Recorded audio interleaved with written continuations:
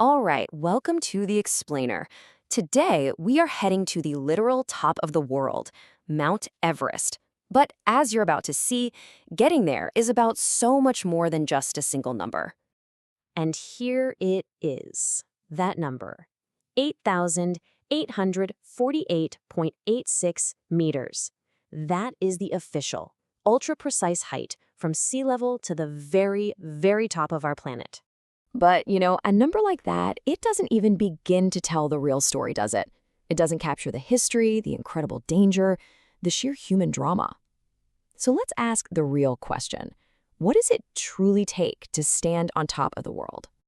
Okay, first up, measuring the world's highest. You see, before anyone could even dream of climbing it, they had to measure it. And believe it or not, for a huge chunk of history, this massive peak didn't even have one single agreed-upon name. This is so fascinating. Long before Western surveyors ever showed up, the mountain was already deeply significant. To the people of Nepal, it's Sagarmāthā, which means goddess of the sky. And to Tibetans, it's Qomolangma, or Holy Mother. The name we all know, Mount Everest, well, that came way later. And the best part? The guy it's named after, Sir George Everest, he actually objected to it. So, how did they figure it out? Well, it was a truly monumental effort.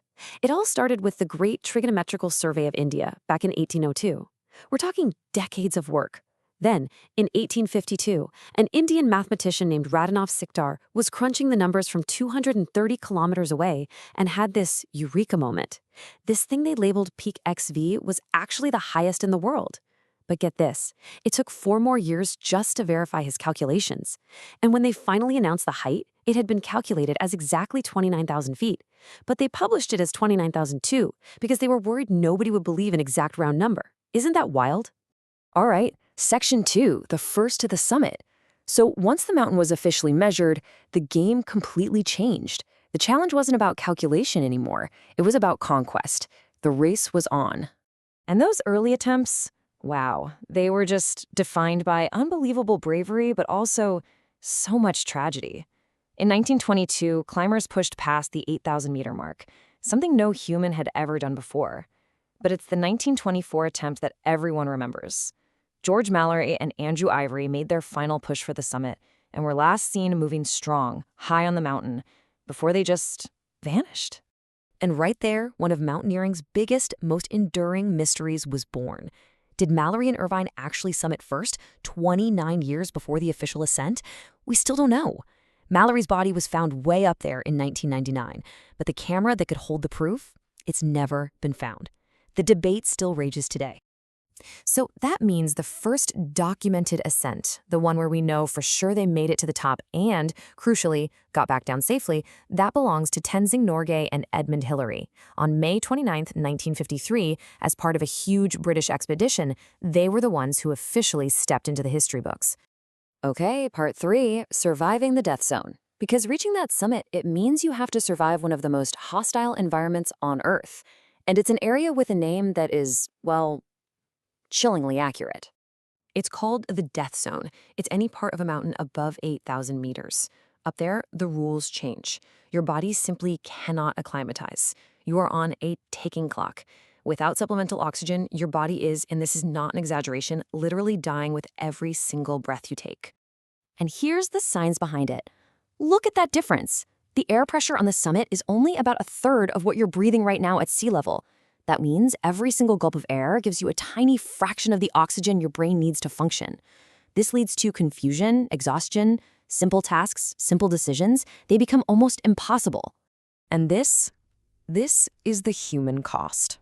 340. That's how many people have died on Everest as of May 2024. The vast majority of those deaths happen right there, in the death zone. And the truly tragic part? Most happen on the way down, when climbers are at their most exhausted and their bottled oxygen is running perilously low. Now, for a totally modern problem, one the early pioneers could never have dreamed of, let's talk about the Everest traffic jam. Just look at these numbers. It's staggering. In the first 30 years after Hillary and Norgay, less than 169 people summited. In total. Fast forward to May 23, 2010, 169 people summited on that one day. And the 2019 spring season, almost 900 people. You could see it right here. Everest has gone from this remote frontier of exploration to a full-blown commercial industry. So what's driving this? Well, a big part of it is this number, $65,000, and often much, much more. That's a typical price tag for a spot on a guided commercial trip. And that kind of money has opened the floodgates to a whole new type of climber, people who are clients, not necessarily lifelong experienced mountaineers. And this has really bothered some of the sports legends. Take Reinhold Messner, the first guy to climb Everest with no supplemental oxygen. He says high-altitude climbing has just become tourism and show. And he's got a point. When companies sell it as this all-organized adventure, it can create a false sense of security, masking just how dangerous it still is, and leading to those infamous and sometimes fatal traffic jams in the death zone. So this all brings us to the mountain's modern legacy. It's complicated. We've kind of mastered the logistics of getting people to the summit. But we have to ask, what's the real price of that success? It's so important to remember this. For the Sherpa people, the mountain isn't some prize to be conquered. It's a deeply sacred place. They believe it's the home of a goddess, Mallonger. It's her palace and her playground.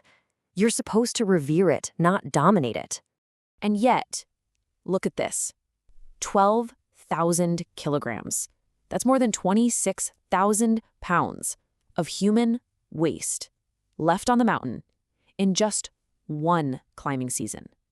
And that's on top of all the abandoned tents, spent oxygen tanks, and discarded gear. Which leaves us with this final, difficult question.